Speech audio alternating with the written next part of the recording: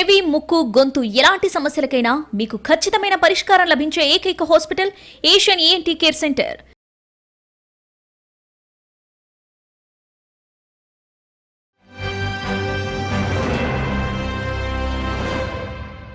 Welcome to 3TV. Telangana BJP MLA Raja Singh వాళ్ళ నేతలని ఉద్దేశించి కొన్ని వ్యాఖ్యలు చేశారు. ఆ విషయంపై ఈరోజు పొలిటికల్ డిబేట్లో చర్చిద్దాం. ప్రస్తుతం మనతో ఉన్నారు సీనియర్ జర్నలిస్ట్ కృష్ణ సాయిరామ్ గారు. సార్ నమస్తే సార్. సార్, రాజాసింగ్ వాళ్ళ సొంత బీజేపీ పార్టీ నాయకులను ఉద్దేశించి కొన్ని వ్యాఖ్యలు చేశారు. వీళ్ళు సీక్రెట్గా వెళ్ళి ముఖ్యమంత్రితో భేటీ రన్ చేస్తున్నారు.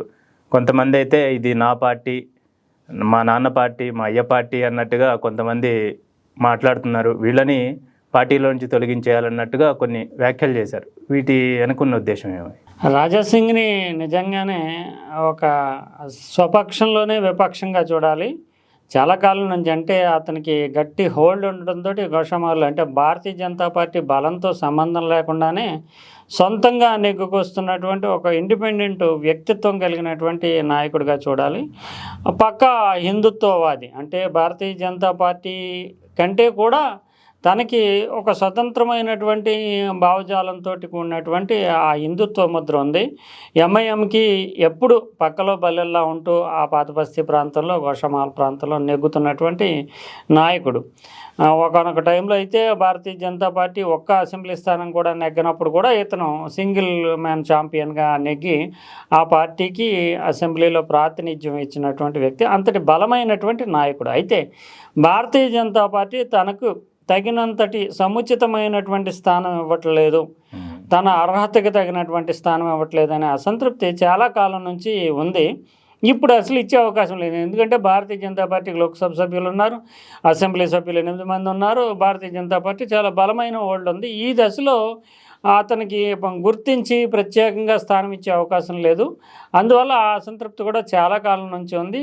అతని నుంచి కూడా వ్యాఖ్యలు చేస్తున్నాడు. అంటే భారతీయ జనతా పార్టీ అంటే మా పార్టీ రెడ్ల అధీనంలో ఉంది, ఇక్కడ బీసీ, ఎస్సీ, ఎస్టీ మైనారిటీలకు సంబంధించి సముచితమైన ప్రాధాన్యం ఇవ్వకపోతే మా పార్టీ అధికారంలోకి రాదంటూ ఎప్పుడూ వ్యాఖ్యానం చేస్తున్నాడు చాలా కాలం నుంచి. ఎందుకంటే ఒకనొక దశలో ఇతన్ని శాసనసభాపక్ష నాయకుడు చేస్తారని కానీ, లేదంటే తెలంగాణ పార్టీ అధ్యక్షుడు చేయాలనే డిమాండ్లు కూడా ఉన్నాయి. కానీ ఏది నెరవేరలేదు.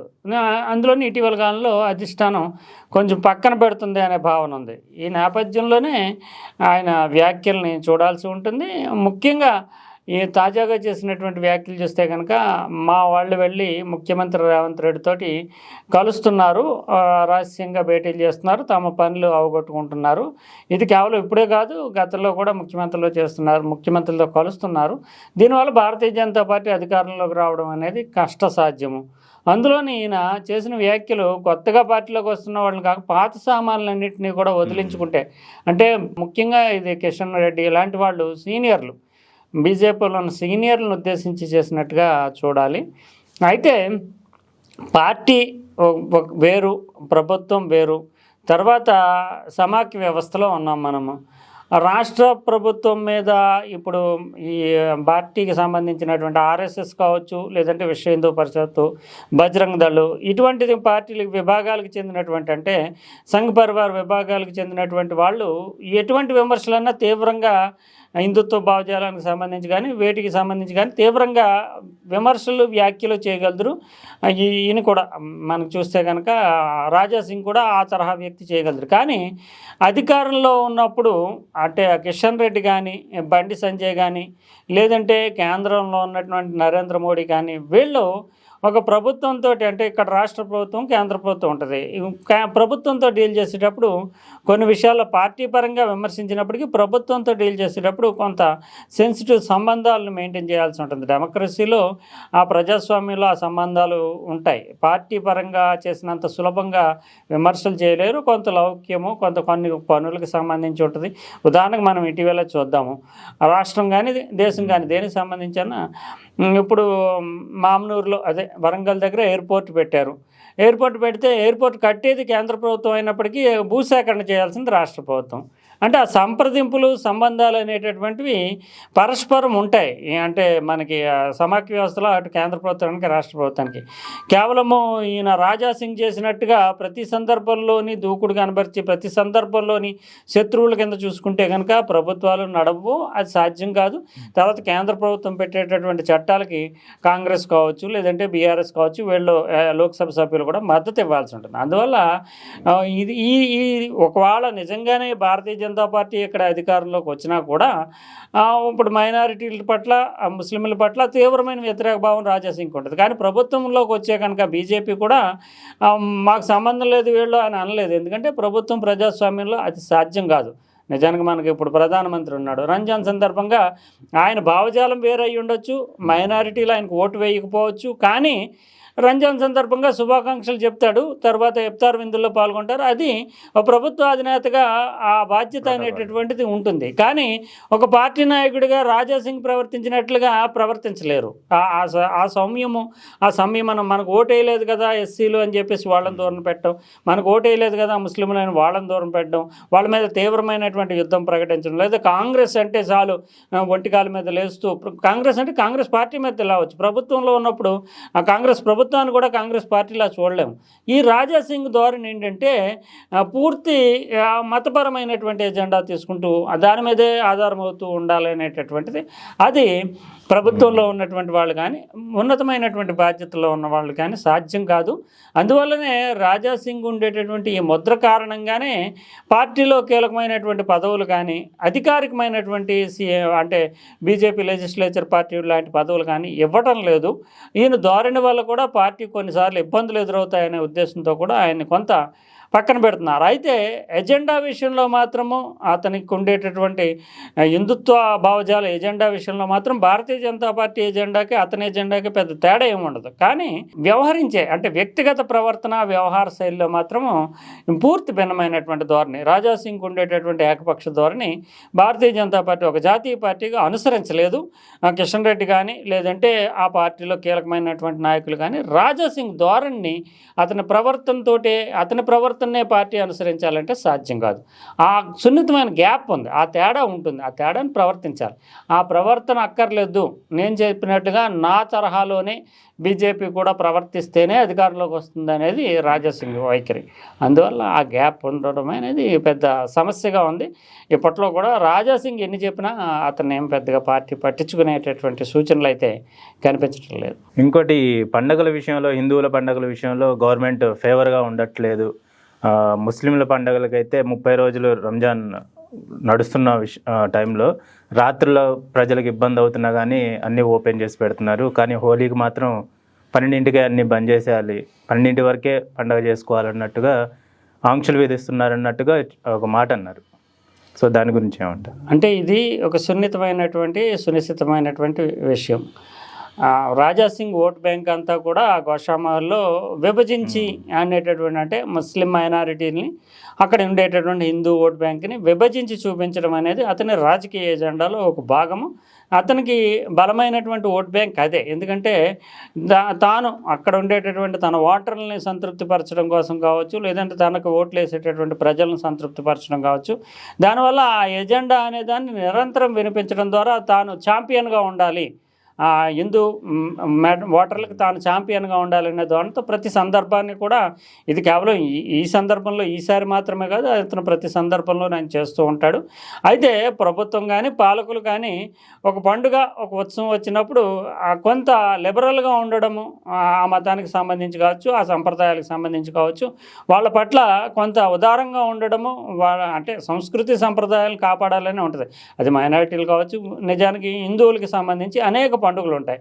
ఆ పండుగలన్నింటికి కూడా ప్రభుత్వం అనేది సెలవులు ఇస్తుంది కదా. అధికారికంగానే వినాయక చవితి కావచ్చు, శ్రీకృష్ణాష్టమి కావచ్చు, ఇంకో పండుగ కావచ్చు, వాటికి సెలవులు ఇస్తుంది. అటువంటిప్పుడు మరి ఎందుకు హిందువులకే సెలవులు ఇచ్చారు అంటే రాజ్యాంగంలో ఏమి హిందువులకే సెలవులు ఇవ్వాలని ఏం లేదు కదా. అది ఎందుకంటే ప్రజలంటే దేశం అంటే ప్రజలు. అందువల్ల ఆ ప్రజల యొక్క సంస్కృతి సంప్రదాయాల్ని వారికి సంబంధించినటువంటి మతపరమైనటువంటి అంశాలు కానీ వీటిని పాటించుకునేటటువంటి అధికారం రాజ్యాంగం ఇచ్చింది కనుక ఆ ప్రభుత్వాలు కూడా కొంత ఆ విషయంలో వాళ్ళ యొక్క వేడుకలకి సపోర్ట్ చేసేటట్టు కానీ, లేదంటే వాళ్ళకి ఆ వెసులుబాటు కల్పించడానికి కానీ ఒక గంట ముందుగా వదలడం, వాళ్ళు ప్రార్థనలు చేసుకోవడానికి అవకాశం ఇవ్వడం, వాళ్ళ వేడుకలను చూసుకోవడానికి అవకాశం ఇవి చేస్తూ ఉంటారు. అది కేవలము ఈ ఈ ముస్లిం మైనారిటీలు, క్రిస్టియన్స్ అనే కాకుండా హిందువుల విషయంలో కూడా జరుగుతుంది. ఎందుకంటే హిందూ పండుగలకు కూడా అధికారికంగా సెలవులు ప్రకటిస్తారు. దాన్ని కూడా మనం ప్రభుత్వ కోణంలో ఆలోచించాలి. అది అంటే పార్టీ కోణంలో కాకుండా భారతీయ జనతా పార్టీ కోణంలో కానీ, భారతీయ జనతా పార్టీ కూడా ఈ విషయంలో లిబరలే. కానీ పూర్తి స్థాయి తన వ్యక్తిగతమైనటువంటి హిందూ ఎజెండా, అంటే మతతత్వమైనటువంటి హిందూ మతతత్వమైనటువంటి ఎజెండాతో మాత్రమే రాజాసింగ్ మాట్లాడుతూ ఉంటాడు. ఎందుకంటే తనకు ఉండేటటువంటి పాకెట్, తన బలము అది, తన ఓటు బ్యాంకు, తన బలము అది కనుక ఆ విషయాలను అతను ప్రస్తావిస్తూ ఉంటాడు. దాన్ని భారతీయ జనతా పార్టీ కూడా ఇతని అభిప్రాయాలను పూర్తి స్థాయిలో ఓన్ చేసుకోదు. అందుకనే అయితే తనకి బలం అదే. అందువల్ల భారతీయ జనతా పార్టీ మొత్తం రాష్ట్రంలో ఓడిపోయినా అతను నెగ్గడానికి ప్రధాన కారణం ఆ ఓటు బ్యాంకు పాలరైజేషన్ అయ్యి సంఘటితంగా ఉండడం. మరోవైపు చూస్తే కనుక ఈ ఎంఐఎం ఏమో మరో మతతత్వపరమైనటువంటి ఎజెండాను తీసుకుంటూ ముస్లిం మైనారిటీలని లక్ష్యంగా చేసుకుంటూ తమ ఓటు బ్యాంక్గా మలుచుకోవడంతో ఆ ప్రాంతంలోనే ఉన్నటువంటి గౌషమాల్ ప్రాంతంలో రాజాసింగ్ ఆల్టర్నేటివ్ ఎజెండాను ముందుకు తీసుకెళ్తాడు. వీళ్ళిద్దరి మధ్య నిజంగానే మతాలకి మంచి చేసేటటువంటి ఆలోచనలు ఉంటాయా, వాళ్ళ సంక్షేమాన్ని కృషి చేస్తారనే దానికంటే కూడా తమ ఓటు బ్యాంకుని పటిష్టం చేసుకోవడానికి అటు ఎంఐఎం కానీ ఇటు రాజాసింగ్ కానీ పూర్తి స్థాయిలో పరస్పరం వ్యతిరేక శక్తులుగా కేంద్రీకరిస్తారు. సో అతని ఎజెండాలో ప్రధాన భాగము ఎంఐఎం అనేటటువంటిది ఉంటుంది కనుక ఎంఐఎంని ప్రభుత్వాన్ని ఒకే ఘాటన కట్టి తన ఓట్ బ్యాంక్ని పటిష్టం చేసుకోవడానికి, పోలరైజ్ చేసుకోవడానికి ఇలాంటి ప్రకటనలు రాజాసింగ్ ఎప్పుడు నిరంతరం చేస్తూ ఉంటాడు. ఇంకో మాట కూడా అన్నాడు, హిందువులతో పెట్టుకుంటే లాస్ట్ బీఆర్ఎస్ ఎలా ఓడిపోయిందో బీఆర్ఎస్కి హిందువులు బుద్ధి చెప్పారు, ఇప్పుడు కాంగ్రెస్కి కూడా బుద్ధి చెప్పాల్సి వస్తుంది అన్నట్టుగా ఆయన అన్నారు. అది అంతా కూడా పొలిటికల్ విమర్శగానే మనం చెప్పాలి తప్ప నిజానికి హిందువులతో పెట్టుకుంటే అంటే హిందువులు అంటే మెజారిటీ 85% హిందువులు ఉన్నప్పుడు పెట్టుకోకపోవడం అనేది ఏమి ఉండదు. అటు బీఆర్ఎస్ అయినా ఇటు కాంగ్రెస్ అయినా ఒకనొకప్పుడు మైనారిటీస్ బీఆర్ఎస్కి మద్దతుగా ఇచ్చారు, ఇప్పుడు కాంగ్రెస్కి మద్దతుగా ఇచ్చారు. అంటే వాళ్ళ యొక్క ప్రయోజనాలు, వాళ్ళకి భద్రత అనేది చూసుకుంటూ ఓట్లు వేస్తూ ఉంటారు. అందువల్ల బీజేపీ ఎంత ఓటు శాతం సాధించింది? మరి 85% ప్రజలు ఉన్నటువంటి ఈ రాష్ట్రంలో హిందువులు, మరి బీజేపీకి వచ్చినటువంటి పర్సెంటేజ్ ఆఫ్ ఓటింగ్ ఏంటి? 30% లోపే కదా. ఒక ఎన్నికలు మామూలుగా అసెంబ్లీ ఎన్నికల్లో చూస్తే 20 లోపే ఉంటుంది. అందువల్ల మొత్తానికి ఒక మతానికి కానీ లేదంటే ఒక వర్గానికి కానీ తామే ప్రాతినిధ్యం వహిస్తాము, తమ ఎజెండాయే వాళ్ళకు ఉంటుంది అనేటటువంటి భావన చాలా అది పొరపాటు అంచనా. ఆ అంచనా ద్వారానే పోలరైజేషన్కి ప్రయత్నం చేస్తూ ఉంటారు తప్ప నిజానికి భారతీయ జనతా పార్టీనే మొత్తం హిందూ సమాజం అంతా కూడా ఓన్ చేసుకునేటట్టయితే ఎప్పుడో అధికారంలోకి రావాలి తెలంగాణలో. అందువల్ల అది సాధ్యం కాదు. కానీ ఆ విభజన ద్వారా కొంతమేరకు తనకున్నటువంటి ఓటు బ్యాంక్ని పటిష్టం చేసుకోవడానికి ఓవరాల్గా తెలంగాణ సమాజాన్ని మొత్తాన్ని రిఫ్లెక్ట్ చేసే విధంగా అతను మాట్లాడుతూ ఉంటాడు. అది నిజానికి తెలంగాణ రాష్ట్రం అంతా అతని మాటల మీద ప్రభావితం అవుతుందని కాదు, కేవలము తన ప్రాంతం ఏదైతే ఉందో, తనకు ప్రధానమైన ఓటు బ్యాంక్ ఏదైతే ఉందో దానిని కాపాడుకోవడానికి భారతీయ జనతా పార్టీని అప్పుడప్పుడు హెచ్చరించడానికి, వార్న్ చేయడానికి, వాళ్ళను కూడా కొంత దారిలో పెట్టుకోవడానికి ఈయన ఇలాంటి ఒక కఠినమైనటువంటి హార్డ్ స్టేట్మెంట్స్ ఇస్తూ ఉంటాడని మనం చెప్పుకోవాలి.